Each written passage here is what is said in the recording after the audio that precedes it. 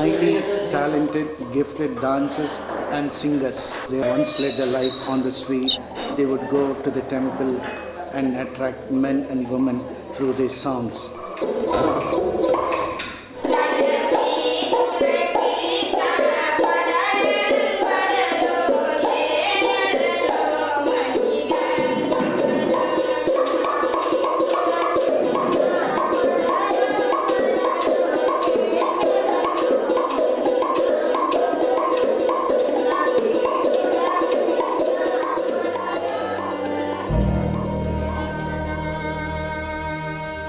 ಮತ್ತು ಮೊದಲು ಭಾಳ ಕಷ್ಟ ಇತ್ತು ರೀ ನಮ್ಮ ಸತ್ತೋಡ್ರಿ ಮತ್ತು ನಮ್ಗೆ ತಿನ್ನಕ್ಕೂ ಇದ್ರಕ್ಕಿಲ್ರಿ ಭಾಳ ಕಷ್ಟ ಇತ್ತು ರೀ ಈಗೆಲ್ಲ ಇದನ್ನಾಗೈತ್ರಿ ಮತ್ತು ನಮ್ಮ ದೇವದಾಸ್ಯಾರನ್ನ ಬಿಟ್ರಿ ದೇವದಾಸ್ಯಾರು ಬಿಟ್ಟು ಮೇಲೆ ನಾವು ಇಂಥ ಹೊಲಸಿದ ಚಟಕ್ಕೆ ಇದನ್ನಾಗೀವ್ರಿ.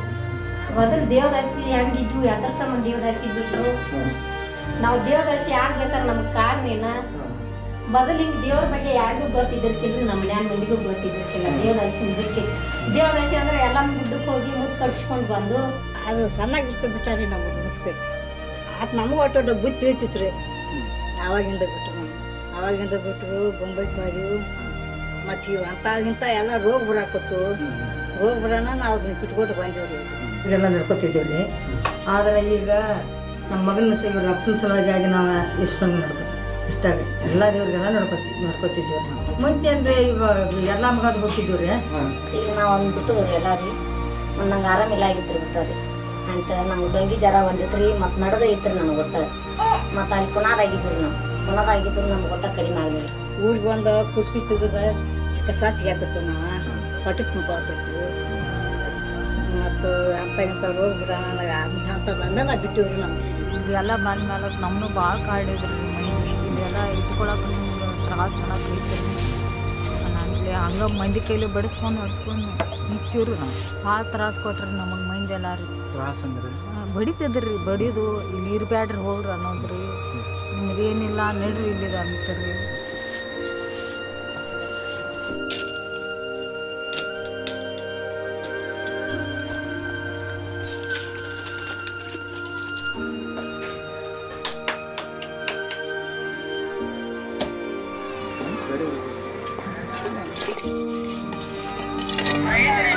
This lady here was a temple prostitute in the younger days. She's used until she's used up, then they throw them away. They'll have relations with 20, 30 men a day for 5 or 6 years, and then that's it. They're sold to a brothel dirt cheap. When the brothel's finished with them, they're left to beg. So that's what she's doing now, begging for existence. That's what her God does for her.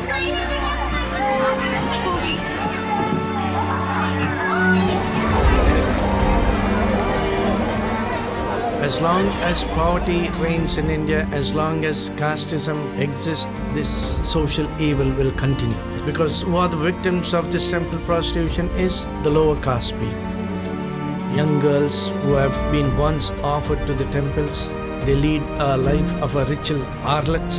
In a day, average 30 customers. Imagine 1 year, 2 years, 3 years down the line, she would have contracted various diseases. Prominent among them is HIV.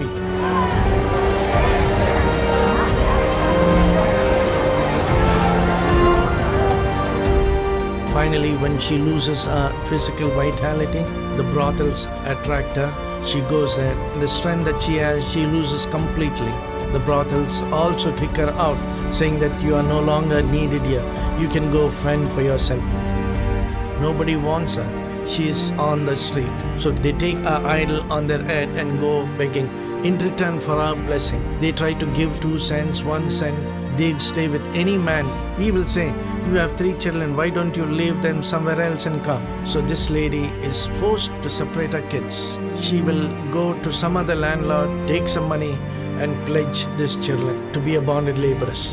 And now we have hundreds of kids in remote locations, children born to these mothers suffering from HIV.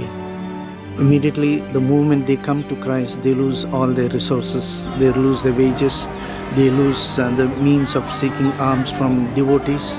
So right now here the church has to come and intervene. ಇವಾಗ ನಾವೆಲ್ಲ ಏನು ಮಾಡಿದ್ವಿ ಇಲ್ಲೆಲ್ಲ ಸೇರಿಕೊಂಡು ನಮ್ಮ ಈಗ ನಾನು ದೇವರು ಕರೆದಂಥ ಸೇವೆಗಾಗಿ ನಾವು ದೇವದಾಸರ ಮಧ್ಯದಲ್ಲಿ ಸೇವೆ ಮಾಡ್ತಾಯಿದ್ದೀವಿ.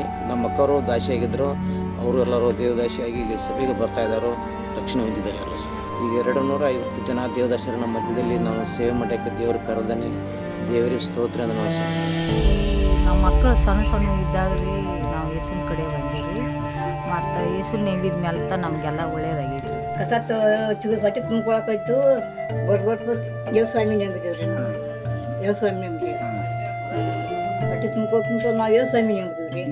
ದೇವಸ್ವಾಮಿ ನೆಂಬಿ ಮತ್ತು ಅದ್ರನ್ಯಾಗ ನಾವು ಜೀವನ ನಡ್ಸಾಕತ್ತೀವಿ. ಹೊಲಸು ಬರೋಣ ಬಿಟ್ಟು ದುಡಿಯಾಕೈತಿ.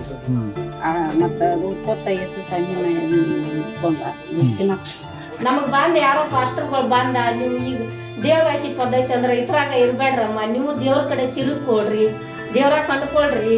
ಇಂಥದ್ದೆಲ್ಲ ಮಾಡಿ ನಮ್ಗೆ ಮತ್ತೆ ಬೇರೆ ಬೇರೆ ಪಾಸ್ಟರ್ಗಳು ಬಂದು ಬೇರೆ ಕಡೆ ಎಲ್ಲ ಕರ್ಕೊಂಡು ಹೋಗಿ ದೇವ್ರ ಬಗ್ಗೆ ಇಂಥ ಪದ್ಧತಿ ಎಲ್ಲ ಬಿಟ್ಟು ಎಲ್ಲರೂ ದೇವ್ರ ಕಡೆ ತಿರುಗಿಕೊಂಡ ಎಲ್ಲರೂ ಚರ್ಚ್ ಹೋಗಿ. ನಮ್ಮ ಮೈದನ್ಗಳು ಅದಾರ ಇಲ್ಲಿ ಬೆಳಗಾವ್ ಕಡೆ, ಅವರೆಲ್ಲ ಮುಂಜಾನೆ ನೋಡ್ಕೊತಾರೆ, ಎಷ್ಟು ಸಂಜೆ ನೋಡ್ಕೊತಾರೆ ನಮ್ಮ ಮೈದನ್. ಈಗ ನಮ್ಮ ಮಗ ಈ ದೊಡ್ಡ ಮಗ ರೀ ಅವ್ನು ನಿಂಬಾಣ ಅಂತಂದ್ರೆ ಅಂತ ನಮ್ಮ ಮಾಲಕರಿಗೂ ಆರಂಗಿಲ್ಲ ಆಗಿತ್ತು. ಇಲ್ಲಾಗನ ನಾವು 11 ಕಾಲ ಊರು ಪ್ರಾರ್ಥನೆ ಮಾಡೋಣ ನಮ್ಮ ಕಡೆ ಮಾಡ್ತೀವಿ. ಆಗಿಂದ ನಮಗೆ ಈಗ ಏನಿಲ್ಲ, ದೇವರ ನಿಮಗೆ ನಮಗೇನು ಕಡಿಮೆ ಇದೆ. ಯಾರು ತಾಯಿ ತಂದಿಲ್ಲ, ಯಾರು ನಾವು ಒಬ್ಬರು ಅವರು ನಮ್ಮನ್ನು ಕಾಪಾಡು. ಅದನ್ನು ಮಾಡ್ತೀನಿ. ಇವಾಗ ಎಲ್ಲ ನಮ್ಮ ದೇವದಾಸರನ್ನು ಎಲ್ಲ ಭಿಕ್ಷೆ ಬಿಡ್ತಿದ್ರು, ಅನೇಕ ಜನ ಕೆಲಸಗಳು ಮಾಡ್ತಾಯಿದ್ರು. ಅವ್ರು ಏನು ಕೊಡಬೇಕಾಗಿತ್ತು ನಮ್ಗೆ ದಶಮಾಂಶ ಕಾಣಿಕೆಯಾಗಿ ರೂಪಿಸ್ತಾರೆ ಸಭೆ. ಸಡನ್ ಆಗಿ ತಿಳ್ಕೊಳ್ಳೋದಿಲ್ಲಲ್ರಿ ಜನ, ಕ್ರಮವಾಗಿ ಹೋಗ್ತೈತಿ. ಹಿಂಗಾಗಿ ಪದೇ ಅವ್ರಿಗೆ ಏನಿಲ್ಲ ರೀ, ಏನು ತೊಂದರೆ ಮಾಡಂಗಿಲ್ಲ. ಅವರು ಇಷ್ಟ ಅಲ್ರಿ, ನಮ್ಮ ಇಷ್ಟ, ನಾವು ಏನಾದರೂ ಮಾಡೋದು.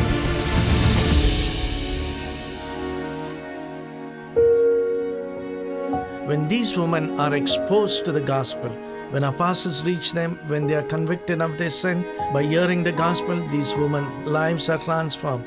Then they say, my life has been destroyed because I believed so and so priest.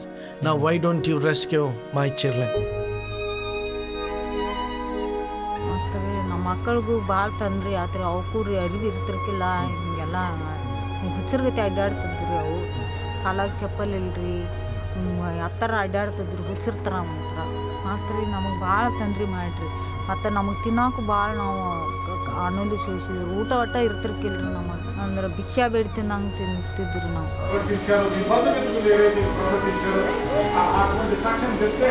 ಒಳ್ಳೇದಾಗೈತ್ರಿ. ಈಗ ನಾವು ಇದನ್ನೆಲ್ಲ ನೆಂಬಿದ ಮೇಲತ್ತ ಚಲೋ ಆಗತೈತ್ರಿ. ಮತ್ತು ನಾವು ಕೆಲ್ಸಕ್ಕೆ ಹೋಗ್ತೀವಿ, ಕಸಕ್ಕೆ ಹೋಗ್ತೀವಿ, ಮನ್ಯಾಗ ಆರೋಗ್ಯ ಆಗಿರ್ತೀವಿ, ಎಲ್ಲ ಚಲೋ ಐತ್ರಿ. ನಮ್ಮ ಮಕ್ಕಳು ಶಾಲೆ ಕಲಿಯಾಕೆ ಹಾಕಿದ್ವಿ.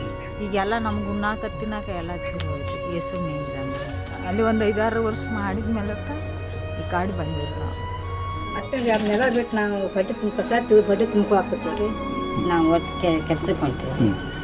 100 ರೂಪಾಯಿ ಪಗಾರ ರೀ. ಮತ್ತೇನು ರೀ ಬಂದು ಕೆಲ್ಸಕ್ಕೆ ಹೋಗ್ತಿದ್ವಿ. ಮತ್ತು ತಿನ್ನಕ್ಕೆ ಹೋಗ್ತಿದ್ವಿ. ಆಗ ಎಲ್ಲ ತುಟ್ಟಿ ಆಯ್ತು, ಪಗಾರ 100 ರೂಪಾಯಿ ಕೊಡಿಸ್ತೀವಿ. ಮಕ್ಕಳು ಹೆಣ್ಮಕ್ಳು 4 ಮಂದಿ ಗಂಡು ಮಗವು. ಗಂಡು ಎಣ್ಣೆ ತುಟ್ಟಿ, ಬ್ಯಾಳಿ ತುಟ್ಟಿ ಎಲ್ಲ ತುಟ್ಟಿ ಅಷ್ಟು ನಾವು 100 ರೂಪಾಯಿ. ಜೀವನ ಹಂಗೆ ಮಾಡ್ಕೊತ ಕೂತ್ರೆ ಎಲ್ಲ ಜೀವನ ಹಾಳಾಗ್ತೈತೆ ಅಂತ ಹೇಳಿ ನಾವು ದುಡಿದ್ವಿ. ಯೇಸು ಸ್ವಾಮಿ ನನ್ನ ಇಚ್ಛೆಗೆ ನನ್ನ ಸಾಕ್ಷಿಯನ್ನು ನಾನು ಮುಗಿಸ್ತಾ ಇದ್ದೇನೆ. ಮಕ್ಕಳೆಲ್ಲ ಚೆನ್ನಾಗಿ ಕಲಿತಾವ್ರಿ. ಅವ್ರಿಗೆ ಏನು ಬರೋಂಗಿಲ್ಲ ರೀ. ಅವ್ರಿಗೆ ಏನೇ ಪ್ರಾಬ್ಲಮ್ ಇದ್ರೂ ನಾ ಹೇಳಿ ಸಾಲ್ವ್ ಮಾಡ್ತೀನಿ ರೀ. ಆಲ್ಮೋಸ್ಟ್ ಮೊದಲಿಂಗಿಂತನೂ ಮಕ್ಕಳು ಭಾಳ ಸುಧಾರಣೆ ಆಗಿದಾವೆ. ಮೊದಲ ಮಂತ್ರ ಇದು ರೀ, ನಾ ಬೈಲ್ ತಂದು ಎಲ್ಲ ತಿದ್ದಿ ಮಾಡಿದೀನಿ ರೀ. ದೇವ್ರ ಬಗ್ಗೆ ಅವಕ್ಕೆ ಗೊತ್ತೇ ಇರಲಿಲ್ಲ ರೀ. ನಾ ಚಿಕ್ಕ ವಯಸ್ಸು ರೀ. ಇವಾಗ ಸ್ಟಾರ್ಟಿಂಗಿಗೆಲ್ಲ ಕಲ್ಸಾತೇನೆ ರೀ. ದೇವ್ರಂದ್ರೆ ಹೆಂಗೆ, ದೇವರಿಂದ ಯಾವ ಅದ್ಭುತ ಕಾರ್ಯ ಆಗ್ತಾವೆ, ದೇವರಿಂದ ಏನು ನಮ್ಗೆ ಪ್ರತಿಫಲ ಸಿಗ್ತೈತಿ. ಅವಾಗ 15 ರೀ, 5, 10 ಬರ್ತಿದ್ರಿ. ಮಕ್ಕಳಿಗೆ ಬರೆಯೋಕೆ ಬುಕ್ ರೀ, ಪೆನ್ ರೀ, ಬ್ಯಾಗ್ ಆಗಿರ್ಬೋದು ರೀ.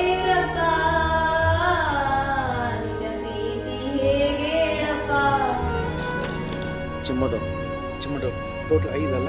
5. ನಾನು ಸುಮಾರು ಒಂದು 20-25 ಟೂರ್ ಮಾಡ್ತೀನಿ.